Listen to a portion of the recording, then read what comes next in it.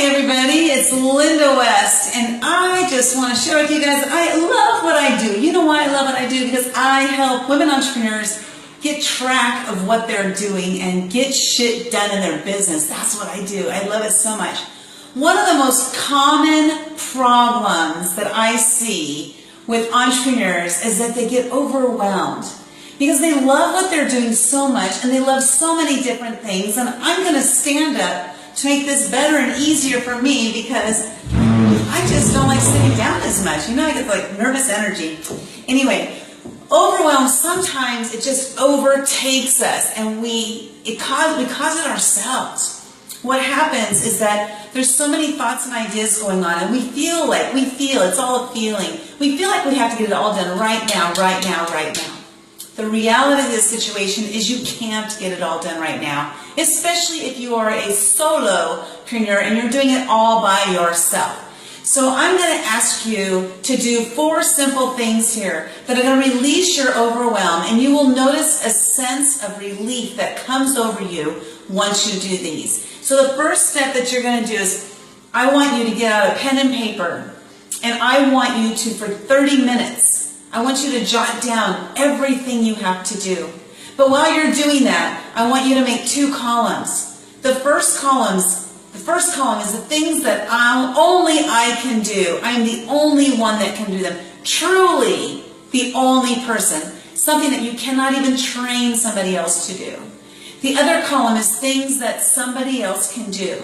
Now I know if you're a solopreneur, you're thinking, but I do it all myself. I am the only one that can do it. Now that may be true right now, but I want you to look beyond this moment, beyond right now. I want you to look into your future because I want you to see that you are a leader. You are running your company.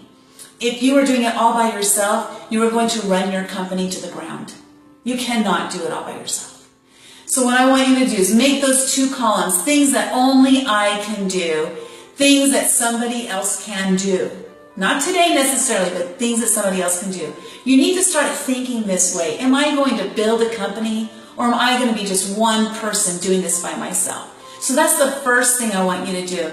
Take 30 minutes to do that. You might already have a to-do list. If you do, I want you to go through your to-do list and I want you to categorize things that only I can do and things that somebody else can do. Put them into columns, okay? That's the first thing. The step 2 is to prioritize those tasks. You have to prioritize them. Number 1 is the very first thing you have to do. Now, number 1 might not be the thing you really like to do. For example, I'll use me as a great example because I am me and I have me as an example because I'm right here. But I don't like making phone calls. It's one of my least favorite things to do. But I run my own business, so sometimes I am the one that has to make those phone calls. So the phone calls that only I can make, because I'm the one that's building the relationships with my clients. It's not my staff that's building the relationships, it's me. So some of those are ones that only I can do. Those are the ones that I will do first. Any other call that somebody else can be handling, like for example, if somebody owes me money and I have collection calls that need to be done, I'll have my staff do that. That's not something that I absolutely 100% have to do. So I'll have my staff do that. So that's just a great example. Phone calls are not something I enjoy doing. So I will love to put that off to the very last, if never. I would prefer to never do them, but I know that sometimes it has to be me. So I'll do them. So that's a great example. So I'll do those first to get them out of the way, especially because I don't like them so much. The next thing I want you to do is I want you to look at that task list. And I want you to look at the column that has something that somebody else can do. And I want you to start thinking about hiring somebody to do those things. That could be a virtual assistant. That could be somebody that you hire. Maybe it's an intern. Maybe you need an intern that can help you from a local college or a local high school. And something like that, right? So I want you to just look at that and see who can I hire out for these things. Maybe you really suck at marketing. Maybe you're just awful at marketing, but you're doing it yourself. Well, if you're not very good at it, you're not going to be very effective. So it's time for you to look and see who can I hire to help market me, to help market my products, to help market my services so that I can do the things that I love to do and the things that I do well, okay? So it's good examples right there. The next and last thing is to, again, Work on the most important thing first. Stick with it. Stay focused. Get that done, especially if you've been putting it off for a long time. Now, I run a mastermind accountability program, and I got to tell you a story of one of the girls in the program. She attended our mastermind. I think it was her second time with us. And we sat down and we mastermind. What we do is we actually meet for 3 hours every week. It's intense. I got to tell you, it is intense, but we get shit done every single week.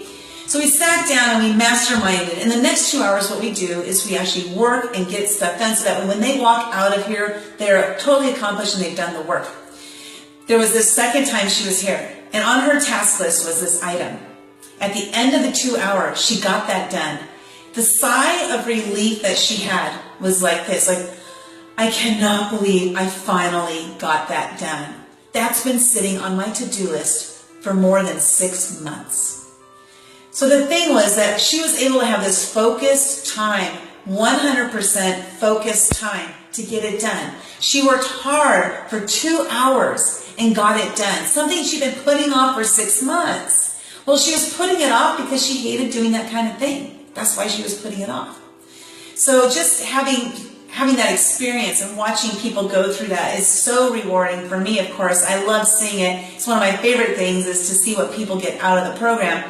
But those are your 4 steps, okay? So take 30 minutes, write down everything you have to do in those 2 columns, things that only I can do. The other column is things that I can farm out to other people. Remember, it's not something you're going to farm out today, but I want you to start thinking that way, that you are not by yourself. You cannot do this alone. If you want to grow your business, you are going to have to get help eventually, okay? And then the second thing, prioritize everything on your list. Get the top thing done first. Get it done. Get her done. Get her done.